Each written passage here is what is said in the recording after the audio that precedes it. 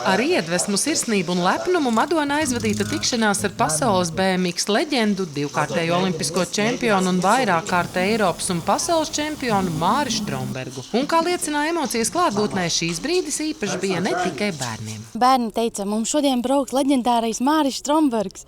Un tad liekas ārprāts, viņi taču ir mazi, bet viņi visu saprot. Un vispār viņiem ļoti patīk skatīties visu laiku video, ko arī Māris liek, kad viņš ir ārzemēs un treniņus taisa, viņi seko ļoti līdzi. Tā ir tāda forša iespēja redzēt mūsu, teiksim tā, leģendārāko sportistu vaigā, nevis caur televizoru vai internetā video rullīšos kaut kādos, viņš ir īsts, viņš ir dzīvs. Tas, manuprāt, ir pats foršākais šajā visā. Un tāpatās viņš jau ir diezgan pieredzējis sportists, arī noteikti kādu padomiņu, jo tāpatās arī var iedot. Motivācija. Vairāk jau motivācija mazliet, kā saka, to pacelājumu entuziasmu mazliet, lai ir tā vēlme darboties tālāk un arī, lai nav tikai dzirdēts leģendas pa Māri, kad arī viņi satikuši Māri, kā saka, klātienē aprunājušies, mēs esam pabraukājuši kopā, novadījuši treniņu. Līdz ar madoniešiem treniņā piedalās arī Vecpiebalgas BMX braucēji, kurus šurp atvedis treneris Kalvis, kādreizējais Madonas BMX kustības aizsācējs. Tajā pašā pirmsākumā šajā reģionā vispār neviens nezināja, kas ir BMX. Mūsu ģimene braukāja 3 reizes nedēļā uz Cēsīm, jo tuvākais klubs no šeit sanāca Cēsis. Azarts bija liels. Gribējās arī kaut ko šajā pusē pasākt. Taču pēc laika dzīve viņu aizvedusi uz Vecpiebalgu, un šobrīd Kalvis trenē 15 mazos piebaldzēnus, un par BMX viņam savs spriedums. Brauciena ilgums ir 40 sekundes, un tajās 40 sekundēs notiek viss. Ir apdzīšanas, ir arī kritieni, notiek drāma, spriedze, viss notiekās. Un tas ir tik interesanti, manuprāt. Šobrīd Madonas klubā trenējas ap 20 bērniem. Tā treneris Guntars Liepiķevs. Šī trase Madonā ir 2009. gadā oficiāli atklāta. Pats Māris piedalījās uz atklāšanu. Pats vispār klubā es esmu no 13. gada ar dēlu Markusu. Jau šitā sezona viņam ir 12. Es pats kā vecāks iesāku, aktīvi iesaistījos klubā darbos un visā pārējā. Trenerim kā asistents, vēlāk pats kļuvu par treneri un kas tik nav piedzīvots. Pats arī braucu. Bet kas ir tā odziņa no tāda? Tā odziņa, tie lecieni, tas ekstrēmums, trasē, tas ātrums uz riču, ka tas skatāmība, manuprāt, ļoti skaists sporta veids ir no malas, ka skaties tie lecieni. Jo visi puikas, visi jaunie, kas atnāk uz BMX, mūsu trases BMX, viņi domā, ka tur jālec augstu, jāteiz triki, bet tā nav. Te ir trase un uzvarētājs ir tas, kurš nonāk finišā visātrāk, vai ne?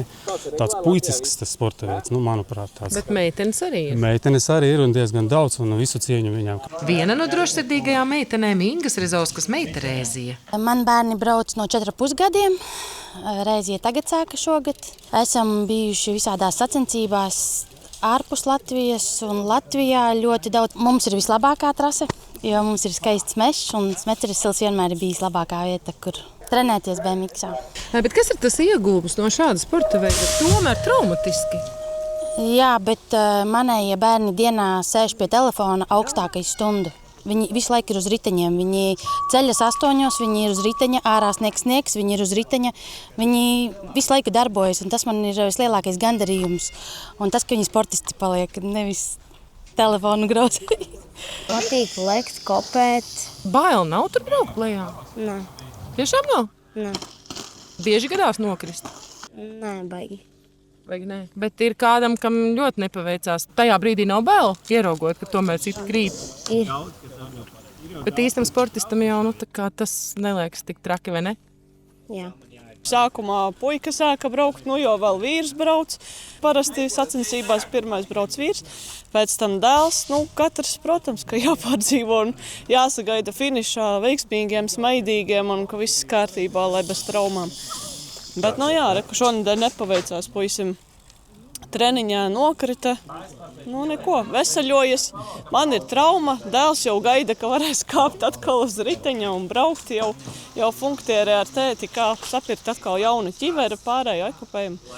Pašam ļoti gribas, mammai tikai pārdzīvojums. Tu jau kārtīgi nolikies trasē un vienalga esi gatavs atkal braukt un gatavs startiem nākamajiem, ja? Jā. Bet kas tas ir visinteresantākais? Pats interesantākais ir visādi lecieni un celšana ratā. Cik ilgi ir jātrenējās, lai kaut ko tādu varētu? Nu, nevar taču vienkārši uzkāpt ritenim mugurā un laisties lejā. Tur taču būs uzreiz kreņķi, ne? Nu, sākumā ir bailes, bet tad, kad tu pārvari, tad vairs nav tik bailīgi. Jaunie augumi, protams, ar jauniem, viņiem ir jāstrādā. Tur jābūt ļoti, ļoti pacietīgam un ir tā, ka ar jauniem arī, ja gribēšana ir citreiz par daudz, tad ir jāmāk viņus piebremzēt un ja pa maz, tad jāmāk viņus mazliet pastumt. Tā kā, tur ir jābūt tādam balansam un labam tādam līdzsvarojumam. Tā kā nav visiem viena recepte, ja? Trenerim uzdevums arī domāt jauns uzdevumus, visādas jaunas lietas, lai tiem bērniem būtu interesanti. Tu neatnāc uz treniņu un vienkārši ieslēdz, kā saka, autopilotu un viss viens un tas pats indus pats. Un tad arī tu redz, ka bērnam sāk pazust interesi vai tādā veidā. Tā kā treneriem arī jāstrādā pašiem ar sevīm un ne tikai bērniem.